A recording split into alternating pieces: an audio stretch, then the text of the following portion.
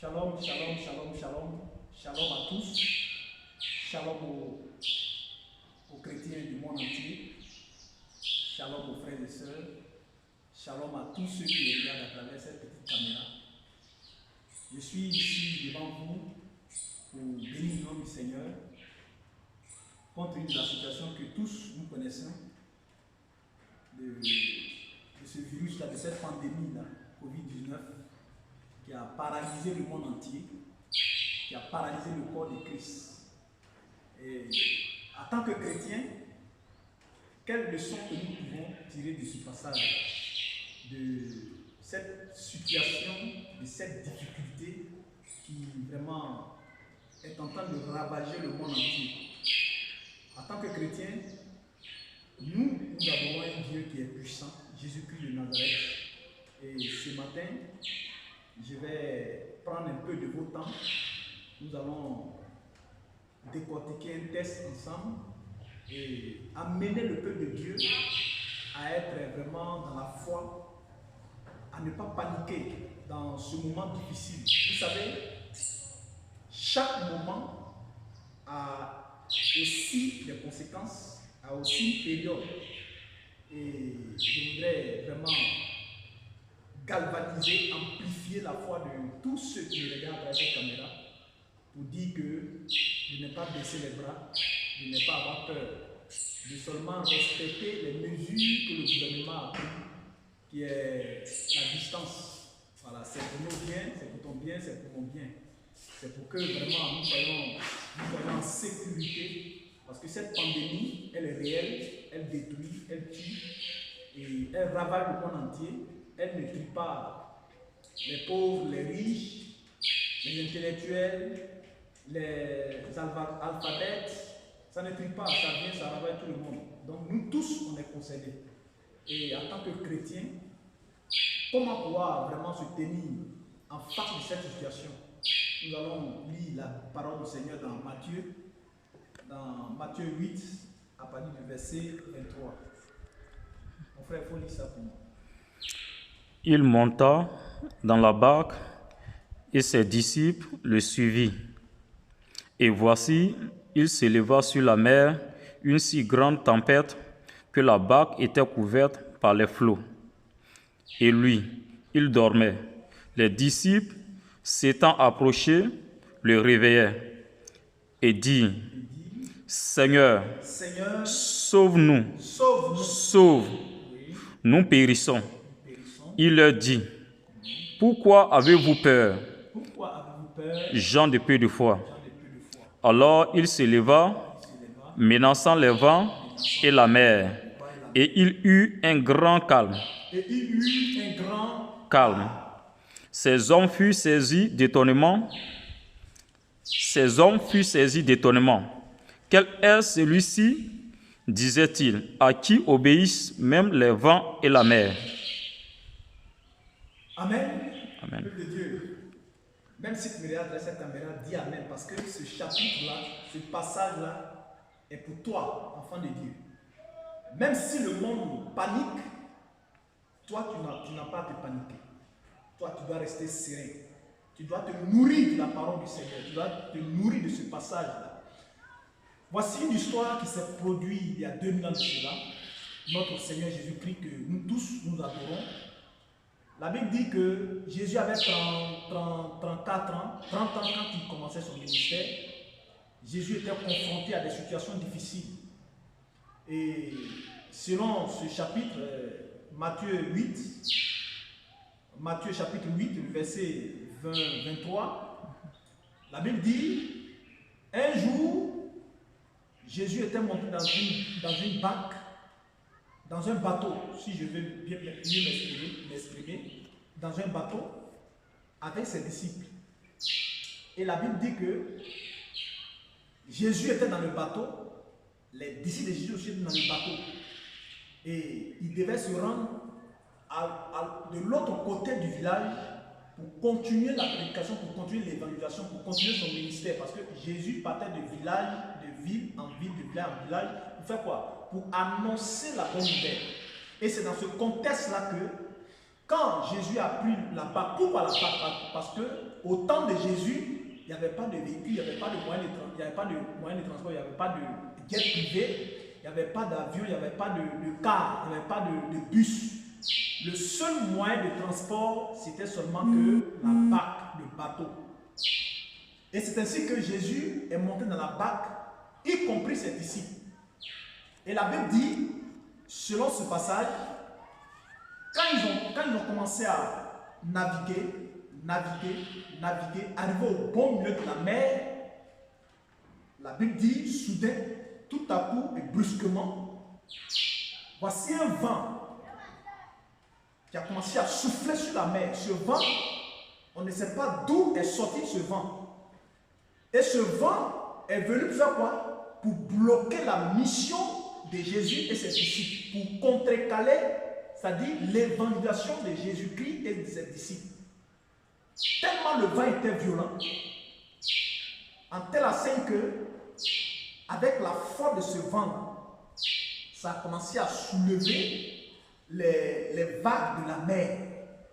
Et les vagues de la mer se jetaient dans le bateau. Et ici, nous savons que je ne suis pas un navigateur, je ne suis pas un commandant de bord, mais ceux qui maîtrisent quand même ce domaine-là, ils savent de quoi je parle. Et la Bible dit quoi? Quand l'eau, les vagues de la mer ont commencé à remplir la barque, tout d'un coup, brusquement et soudain, et voici que le bateau a commencé à s'enfoncer. Et tous les disciples qui étaient dans la barque ont commencé à avoir peur. Ils ont commencé à se lamenter. D'autres ont commencé à prendre peur. Et tout d'un coup, ce qui est un peu bizarre, pendant que le vent soufflait, pendant que les flots de la mer se jetaient dans la barque, remarquez quelque chose bien aimé. Jésus était couché dans la barque, il dormait à la poupe, il dormait profondément. En temps, les disciples de Jésus-Christ, ils étaient dans la panique totale. Pourquoi? Parce qu'ils se disaient qu'ils allaient tous périr. Et ils ont commencé à prendre peur. Et dans leur peur, dans leur déception, dans leur angoisse, dans leur tristesse, ils ont commencé à se lamenter. D'autres ont dit, bon, ils vont périr dans l'eau. D'autres ont dit, ils vont périr dans la mer. Bon, c'était déjà fini, il n'y avait plus d'espoir. Et tout d'un coup, parmi les disciples, il y a un qui est descendu au fond du bateau. Et la Bible dit, il est allé réveiller le Seigneur. Et il a dit, Seigneur, tu ne t'inquiètes-tu pas, nous périssons. Voici le vent qui a commencé à souffler sous l'eau, qui envoie la tempête. Et cette tempête-là, bientôt nous allons couler. Et la Bible dit, le disciple a réveillé le Seigneur. Quand le Seigneur s'est réveillé, la Bible dit, avec une foi authentique, il a maîtrisé le vent. Jésus a menacé le vent. Et la Bible dit quoi? Il a eu un grand calme. Bien aimé, selon ce contexte, selon ce passage de la parole du Seigneur, de la Bible, cette parole qui est vraiment une parole édifiante, pour t'édifier, toi qui as peur, parce que tous nous sommes dans cette barque-là. La barque symbolise quoi ici? La révélation que je peux tirer dans ce contexte-là, la barque, on peut représenter cette barque-là comme la nation de la Côte d'Ivoire. Et les disciples, c'est toi et moi qui sommes dans cette nation. Et le vent, c'est le Covid-19, cette pandémie qui ravage le monde entier. Et qui a fait qu'à cause de cette pandémie, toutes les activités sont bloquées. Les églises sont fermées, les mosquées sont fermées, les gens n'arrivent pas à vaquer à leurs occupations comme il se doit à cause de cette tempête-là, de ce vent. Ce vent que toi et moi, nous ne savons pas d'où il vient. Et ce que je voulais dire à tout chrétien qui me regarde, nous sommes dans un moment sensible. Nous sommes dans un moment où beaucoup de chrétiens veulent perdre la foi. Bien-aimés, N'ayez pas peur, ne perdez pas la foi. Si les disciples de Jésus qui étaient dans la barque avec Jésus, s'ils n'ont pas été engloutis par la mer, cette pandémie ne pourra pas te tuer. Cette pandémie ne pourra pas engloutir ta vie. Cette pandémie ne pourra pas te noyer. Cette pandémie ne pourra pas te tuer. La seule chose que tu dois faire en ce moment sacré, c'est pourquoi je bénis le Seigneur qui a donné cette sagesse aux autorités du monde entier qui ont parlé de la confirmation. La confirmation, c'est normal. C'est normal. C'est une bonne chose. C'est pour la sécurité de tous. Quand on dit de te confirmer, ça veut dire quoi? Étant dans la confirmation, tu dois prendre ce temps pour réveiller le Seigneur, comme les disciples ont réveillé le Seigneur. Les disciples n'ont pas pris peur. Nous sommes dans un moment très crucial. Nous sommes dans un moment de tempête où ce Covid-19 est en train de souffler partout dans tout le monde entier, à commencer dans cette nation, la Côte d'Ivoire.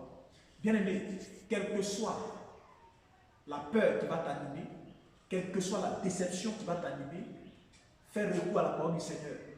La Bible dit, les disciples ont réveillé le Seigneur.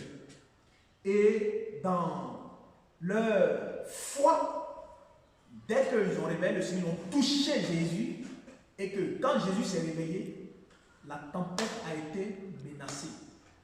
Dans ce confinement, ce n'est pas le moment de dormir, chrétien. Ce n'est pas le moment de dormir, pasteur. Ce n'est pas le moment de baisser les bras. C'est le moment pour que toi et moi, nous puissions réveiller le Seigneur, pour que cette tempête-là, cette pandémie qui ravage le monde entier, là, puisse se calmer. Et je crois, j'ai la conviction que cette pandémie doit se calmer au nom de Jésus. Cette pandémie doit faire silence. Cette pandémie doit arrêter sa course. Mais ça va se faire si toi qui me regardes, si tu te lèves et que tu réveilles le Seigneur. Réveille le Seigneur. Comment réveiller le Seigneur? Par tes prières, par tes moments de jeûne, par tes moments d'intercession, par tes moments de méditation. Crie à Dieu. Ce n'est pas le moment de pleurer. Ce n'est pas le moment de se lamenter. Ce n'est pas le moment d'être triste. Mais c'est le moment de crier à l'Éternel des armées. De crier à Jésus. Pour que Jésus puisse calmer ce vent. Aucun scientifique, aucun milliardaire, aucun professeur, aucun intellectuel ne puisse calmer ce vent. La seule personne qui a le monopole de maîtriser ce vent, c'est Jésus de Nazareth. Ce Dieu-là, c'est à lui que nous devons faire recours. Il est le seul Dieu qui peut calmer cette tempête-là. Et ici, la tempête est représentée comme cette pandémie Covid-19 qui est en train de ravager nos familles, qui est en train de tuer nos parents. C'est un vent violent. Et ce vent, bien-aimé, le Seigneur compte sur toi pour que tu puisses le réveiller. Le Saint-Esprit aussi est à ta disposition pour que, par ta foi, par ta force, par ta ténacité, tu puisses crier à l'Éternel pour que ce vent puisse se calmer. Donc c'était une petite exhortation pour essayer de vraiment activer, amplifier la foi de tous les chrétiens du monde entier qui étaient sur le point de perdre la foi. Bien-aimés, ressaisissez-vous. N'ayez pas peur. Nous sommes avec quelqu'un dans la barque. Le vent qui a sifflé, Jésus était dans la barque. Ça veut dire que Jésus est avec toi dans cette difficulté-là. Jésus est en Côte d'Ivoire. Il est temps maintenant de te donner au Seigneur Jésus-Christ. Il est temps de l'accepter parce qu'il est avec toi. Il dort, il mange, il fait tout avec toi. Il est temps de l'accepter.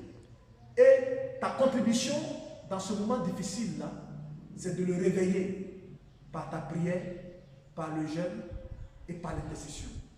Donc je voulais dire à tous ceux qui avaient perdu la foi, tous ceux qui étaient sur le point d'abandonner, tous ceux qui étaient sur le point de relâcher, ne relâchez pas, posez seulement une acte, réveille seulement le Seigneur et je suis sûr que cette tempête, cette pandémie va se calmer.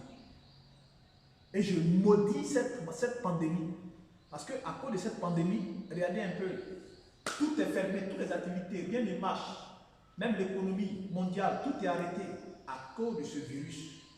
Mais bien aimé, Jésus compte sur toi pour que ce virus arrête sa course. La seule personne qui peut arrêter la pandémie, c'est Jésus de Nazareth. De la même manière qu'il a calmé la tempête, il a menacé le vent. Je menace cette tempête. Je menace cette tempête dans le monde entier. Je commande que cette tempête maintenant retourne là où elle est quittée. Que cette tempête retourne dans les abîmes. Soyez bénis, soyez prospères, soyez élevés. C'était une petite exhortation pour activer un peu ta foi, pour te dire que tu n'es pas seul dans cette difficulté, tu n'es pas seul dans cette souffrance. Jésus est avec toi. Il suffit seulement qu'on le réveille. Toi qui n'avais pas encore fait la paix avec le Seigneur, toi qui n'avais pas encore accepté Jésus, toi qui étais encore livré dans le monde, dans l'alcool, dans la boisson, bien aimé, il est temps de se ressaisir. Cette confirmation-là, elle est bienvenue pour que nous, en tant qu'êtres humains sur terre, nous puissions prendre conscience de la vie. Car après la mort, il y a la vie. Si aujourd'hui tu vis, c'est une grâce pour toi. Si aujourd'hui tu es en vie, tu n'es pas plus mieux que ceux qui sont morts. Des millions de personnes qui sont mortes aux États-Unis, en Chine, en Italie, ces gens qui meurent, jusqu'aujourd'hui qui continuent de mourir. Bien aimé, si tu es en vie, glorifie le Seigneur, c'est une grâce. Donc je voulais en profiter pour te dire d'accepter le Seigneur. N'ayez pas peur, car cette pandémie, cette tempête-là, cette pandémie doit être menacée par Jésus et cette pandémie doit se calmer dans le monde entier. Seulement, ayez la foi, n'ayez pas peur, prenez courage, priez, jeûnez, intercédez, que le Seigneur vous bénisse, que Dieu bénisse tous les hommes de Dieu, tous les leaders du monde entier, tous les chrétiens du monde entier qui traversent des moments pénibles, des moments difficiles, et tous ceux qui sont encore sur l'étendue du territoire de cette nation, la Côte d'Ivoire, qui sont encore dans les difficultés, que le Seigneur vous aide, qui vous donne la force, qui vous donne la capacité de pouvoir braver cette difficulté-là. Soyez bénis. C'était vos simples serviteurs, le prophète Michel. Bonne fête de Pâques à vous. Demain, nous allons célébrer la Pâques. Nous allons célébrer la Pâques. Bien vrai que les églises sont fermées. Bien aimé, ton cœur n'est pas fermé, ta bouche n'est pas fermée. La vraie Pâques, elle est à l'intérieur de l'homme. La vraie Pâques est spirituelle. Que le Seigneur vous bénisse. Même si tu n'es pas allé au village, tu n'es pas allé fêter Pâques et nous, c'est la volonté du Seigneur. Prends ce temps-là, invoque le Seigneur, réveille-le comme dans la Pâques, et quand tu vas se réveiller, il aura un grand calme, et nous tous, on va vaquer à nos occupations. Soyez bénis, que la grâce et la paix du Seigneur soient sur vous. Shalom.